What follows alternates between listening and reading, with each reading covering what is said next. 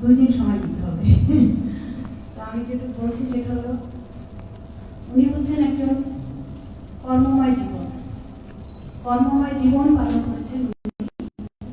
সারা জীবন উনি এটাই আমার সব, আমি একটু শান্তি খুঁজে পাই। উনি নির্ঘুম রাত কাটিয়েছেন, সারা রাত ধরে কংগ্রেস রচনা করেছেন বাংলা খেয়ালে, এবং এটা বলা যায় উনি অসম্ভব সার্থক একজন গবেষক।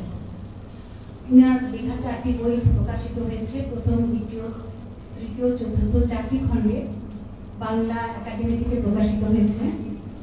তো আমরা যেটা চাইবো সেটা হলো এই বইগুলি নিয়ে সবাই একটু নাড়াচাড়া করুক, শিল্পীরা এই বই নিয়ে আরো মনোযোগী হয়ে এখান থেকে যায়, যেটা তাদের ভালো লাগে সবকিছু ছড়িয়ে ছিটিয়ে দিই।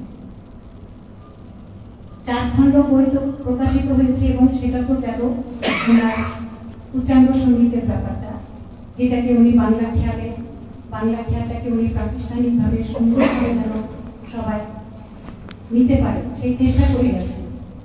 এবং আমি জানি একদিন না একদিন এটা সফল হবে। আমাদের কোনো না কোনো প্রজন্ম, এই প্রজন্ম বা তার পরের প্রজন্ম এটাকে ধারণ করবে। এবং সব থেকে বড় উদ্যোগ নেওয়া উচিত সমস্ত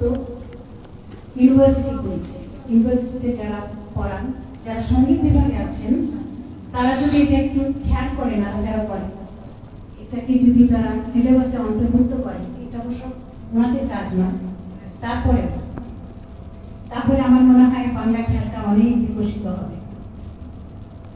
আর আরেকটা জিনিস আমি বলতে চাই যে আমাদের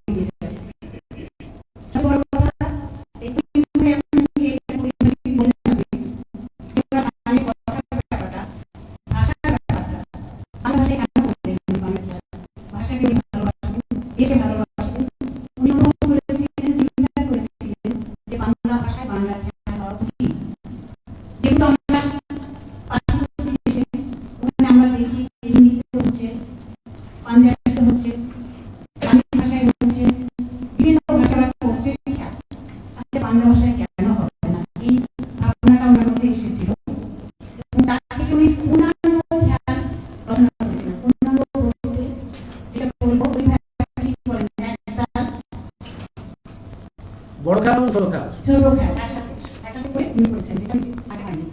মাইক চলে যাচ্ছে। এইভাবে উনি দিনের পর দিন গবেষণা করেছেন। উনি একটা সফল গবেষক উনি কাজটি করে গেছেন। কিন্তু উনি যদি ওনার বেঁচে থাকা খুব দরকার ছিল আমাদের দেশের জন্য, আমি খুব ফিল করি, অনুভব করি যে আমাদের দেশে একটা বিরাট শূন্যতা বিরাজ করছে।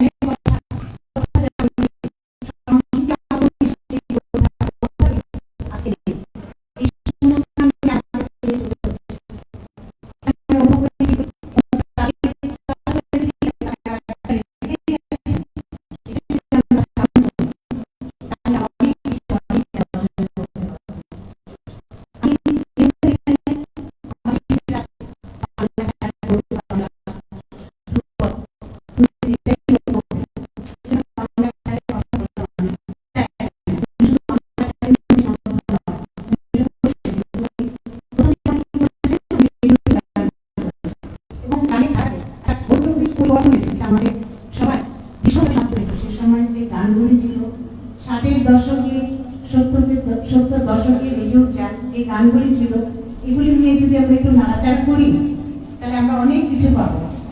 আর হলো তারপরে উনি চলচ্চিত্রে আছেন, চলচ্চিত্রে প্রচুর গান করেছেন, এটা আপনারা জানেন, সমাদৃত হয়েছে। শিশুতোষ গান করেছেন, বাচ্চাদের নিয়ে ভাবনা ওনার ভিতর ছিল।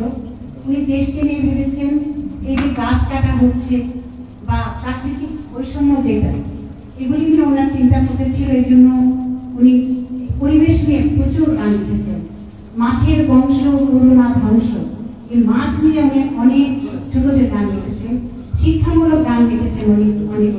হ্যাঁ, তারপরে শিশুতোষ গান তো আছে ওনার টিভিতে যে গানগুলি হতো বা যে গানগুলি শেখানো হতো, আমাদের শ্রদ্ধেয় ফেরদৌসী রহমান যে ছোটদের গান শেখাতো, সব ওনার গানগুলি আমাদের পাশে এসে এসে উনি তুলে নিত। যেগুলি এসে জামানি দেখা থাকতো ওগুলি বেশিরভাগ, আর আমার সাহেবেরও ছিল অনেক। তো এগুলি তখন একসময় উনি এই কাজটি করেছে, টিভির কাজ, বেতারের কাজ, চলচ্চিত্রের কাজ, বাংলা খেয়াল। একটা মানুষের পক্ষে এই যে বিভিন্ন ধারায় যে উনি যে বিচরণ করেছে, এটা আমার মনে হয় না, জানি না সবাই করতে পারবে কিনা, এটা অনেক কঠিন কাজ, কিন্তু উনি করেছে। উনি যখন যেটা অনুভব করেছেন সেটা করার চেষ্টা করেছেন, এবং সর্বশেষে যেটা উনি বাংলা খেয়ালকে নিয়ে অনেক চিন্তা করেছেন, গবেষণা করেছেন এবং এটা বাস্তবায়িত করার চেষ্টা করেছেন। আমি তো বললাম উনি নির্ঘুম রাত কাটিয়েছেন। আমি কখনো রাত 3টার সময় উঠে দেখিনি যে উনি শুয়ে আছেন, তখন টেবিলে উনি বসে আছেন এবং গান গাচ্ছেন। আমি বলছি এত রাতে, বলে সময় আর নাই, বেশি সময় নাই, লিখে ফেলতে হবে, অনেক লিখতে হবে।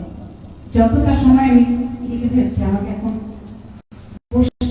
সময় নেই, তুমি আমাকে